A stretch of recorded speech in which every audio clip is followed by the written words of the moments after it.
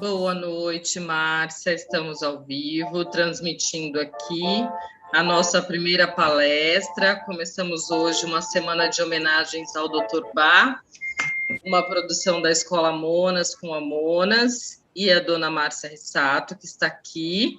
É a nossa primeira palestrante para falar um pouquinho mais sobre o legado do Dr. Bach, algumas curiosidades. Sejam todos muito bem-vindos e vamos lá, dona Márcia. Oi, pessoas amadas, boa noite. Meu coração está em festa, deixando aqui toda a equipe da Monas maluca, porque eu estou super preocupada se vocês estão conseguindo acessar, se vocês estão tendo dificuldade, mas o importante é que a gente consiga se encontrar, e se a gente ficou mais tenso porque às vezes não conseguiu acessar, assim que conseguir, respira, para a gente começar a falar um pouquinho dessa semana que a gente vai comemorar o aniversário do Dr. Bach. Esperando aqui para ver se está todo mundo já entrando, né, Hébia? Então vamos lá, gente. Eu vim falar com vocês um pouquinho sobre esse médico incrível que na década de 30, à frente do seu tempo, criou um sistema de cura através das flores que perdura há mais de 80 anos. O pai da terapia floral, o Dr. Bach. Mas é importante falar para vocês que fatos viram histórias. Histórias que são contadas através dos tempos. E cada um conta a sua história de acordo com o que entende. O que pode acontecer no meio do caminho de que a originalidade da história se perca por aí. E às vezes não é por maldade, não. A gente não está aqui para julgar. Eu até no começo de entrar aqui na sala com vocês, eu pedi para que eu fosse iluminada para que eu conseguisse verbalizar de uma maneira sem ser tendenciosa, sempre com muito respeito a todo mundo aqui presente, né? E aí, a Monas, o Instituto Bach, a Nelsons, o Bacentri, trabalham arduamente nesses anos todos para manter a história original que o Bach deixou lá na década de 30. Por 40 anos, a Nora Wicks, junto com o Victor Bullen, que eram os seguidores do Bach na época, né? Eles seguiram com o legado do Bach, protegendo os princípios e a metodologia que muitos desejavam mudar, ou queriam acrescentar mais flores, ou queriam mudar algumas coisas, porque o Bach dizia para eles: muitos vão achar o método tão simples, mas ele não pode ser confundido com simplório. A partir do momento que o terapeuta ensina o cliente a pensar, observar todas as suas dores emocionais, começa a acontecer aí o quê? A expansão da consciência emocional. E a pessoa, em algum momento, sozinha, ela vai se beneficiar do sistema sem precisar do terapeuta. E é essa a ideia, que o sistema seja tão simples que a pessoa consiga utilizar sozinha. Claro que precisa de uma abertura, precisa de um começo, né? Precisa de uma voz amiga, que é o trabalho do terapeuta floral, de levar a pessoa a pensar, a aprender a pensar e se perceber, certo? E aí, em determinado momento, o Dr. Bach disse: eu tenho meu trabalho quase finalizado. Não permanecerei por muito tempo com vocês. Ele disse para Nora Wicks e para o Victor Bullen.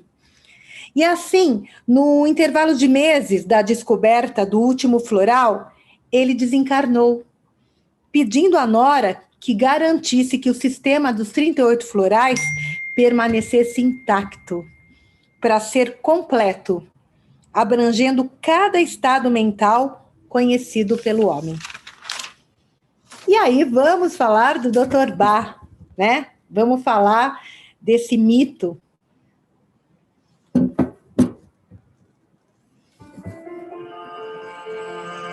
Muitos veriam o Dr. Bach como um símbolo de uma grande alma em disfarce terreno.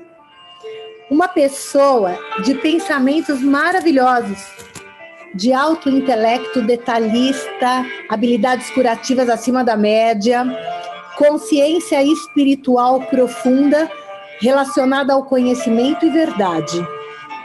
Ainda assim, em contrapartida disso tudo, um homem humilde, de hábitos e dores comuns, que aceitou tantas condições adversas da vida como valiosas lições do seu próprio aprimoramento.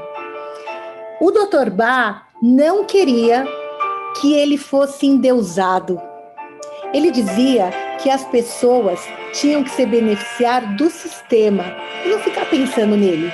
Ele era apenas um veículo da natureza, sempre humilde e delicado.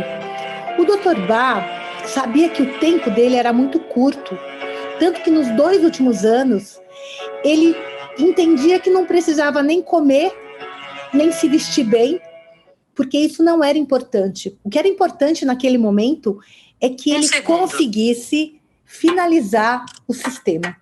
A Nora Wicks é que dizia, come um pouquinho, você precisa comer, se você não se alimentar, você não vai ter forças para seguir. O Dr. Bach tinha tanta simplicidade e ele era tão generoso que uma vez, lá perto do Bacentri, ele queria dar uma bola de futebol para a molecada simples que queria jogar futebol e não tinha o dinheiro para comprar a bola. Então ele entrou numa venda e foi comprar a bola para as crianças. E ele estava saindo da venda e um cliente, um outro inglês, entrou e falou para o dono da loja, ei, aquele cara está roubando você, ele pegou uma bola. E aí o dono da loja disse, alto lá, ele não está roubando. Ele é o Dr. Bach, o médico das plantas. Ele pagou pela bola. Olha o preconceito. O Bach era muito simples, mas ele era um homem que gostava de viver tranquilamente. Ele gostava de sentar e observar as pessoas enquanto ele tomava a cervejinha dele. A Carmen Monari, que me permitiu estar aqui também, porque eu convidei ela para vir para essa abertura, mas ela tinha um compromisso. Mas ela me ajudou com alguns pontos. Ela me disse, Márcia, diga para as pessoas que eu não consigo imaginar o Dr. Bach tomando uísque. Talvez, na época que ele tinha o consultório na Harley Street, que ele era uma figura importante de Londres, talvez. Mas, na verdade, o que ele gostava mesmo era sempre de tomar a cervejinha dele. No pub, que fica pertinho do Bacentri, ele descia a pé. Lá ele comia alguma coisinha e ficava sentadinho no cantinho, tomando a cerveja dele e observando as pessoas. Todo mundo que chega lá pergunta, e aí, conta pra gente, o que seus avós diziam do Bach? E todo mundo que trabalha no pub diz sempre a mesma coisa. Não tinha nada para dizer. Ele simplesmente chegava, se acomodava num cantinho, tomava a cervejinha dele e ficava observando as pessoas. Porém, o Bach também gostava de um rabo de saia. Vocês sabem que o floral cerato, ele não é uma flor silvestre que nasceu lá na Inglaterra ou no Reino Unido? O cerato, ele foi um presente de uma dama que o Bach ganhou lá em Cromer. Cromer é uma cidade litorânea, onde o Bach ficou um tempo. E essa dama deu para ele deu o cerato e ele plantou o cerato lá no jardim. Quando ele foi para o Bacentri, ele plantou lá no jardim.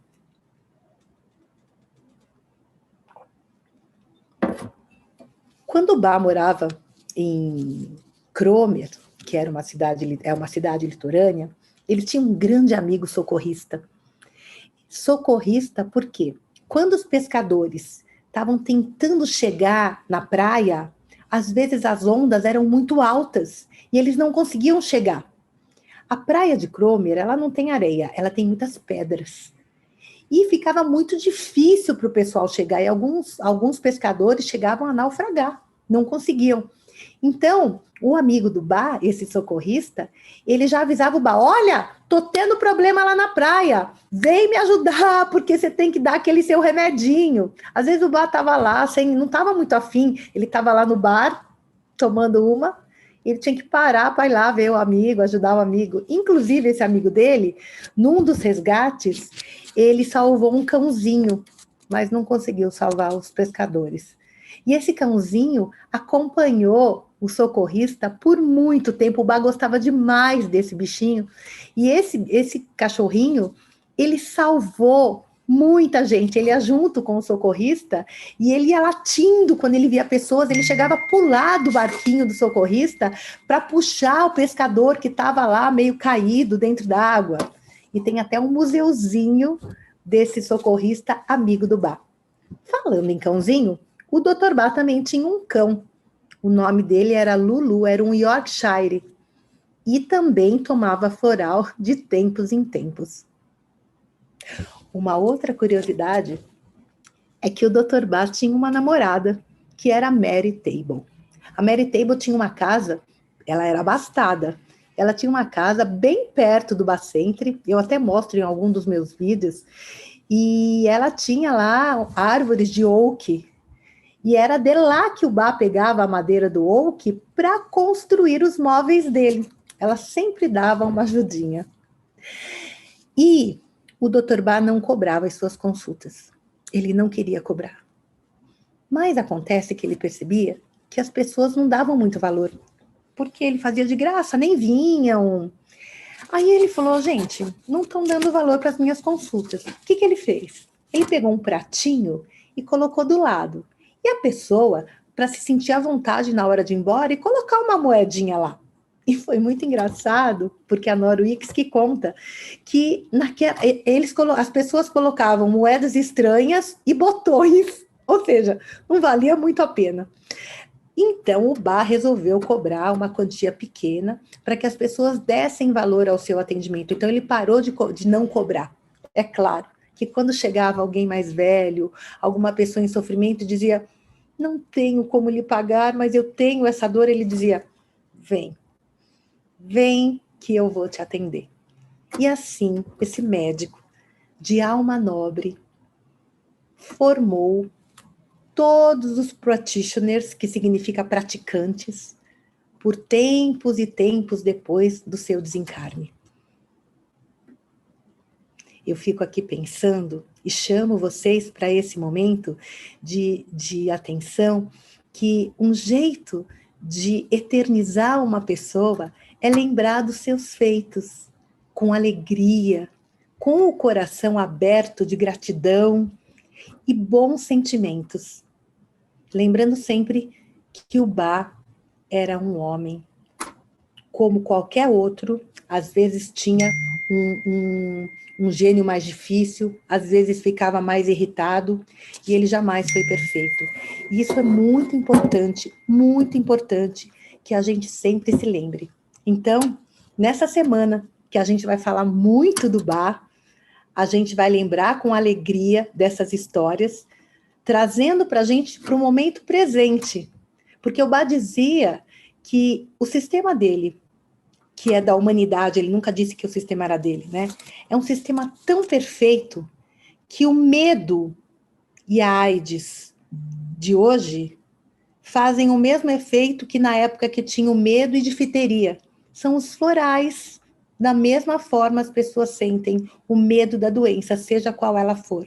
O sistema continua atual, as dores humanas continuam atuais, nada mudou. O que acontece? Cada vez mais as pessoas têm a expansão da consciência e começam a perceber rapidamente quando a dor emocional começa a se instalar. E ela vai lá e conserta com o floral. Então, nesse momento, eu convido todos vocês, queridos amigos, a participar com a gente nessa semana incrível de palestras, para a gente sempre lembrar que em algum momento, na década de 30, um homem abastado, que poderia ter vivido na riqueza, abriu mão de tudo para tentar encontrar realmente a cura das dores emocionais. Obrigada ao Dr. Bach e parabéns a cada jardineiro que continua cultivando o jardim com respeito, com resiliência e com amor, seguindo sempre com simplicidade, humildade e compaixão. Muito obrigada, pessoal.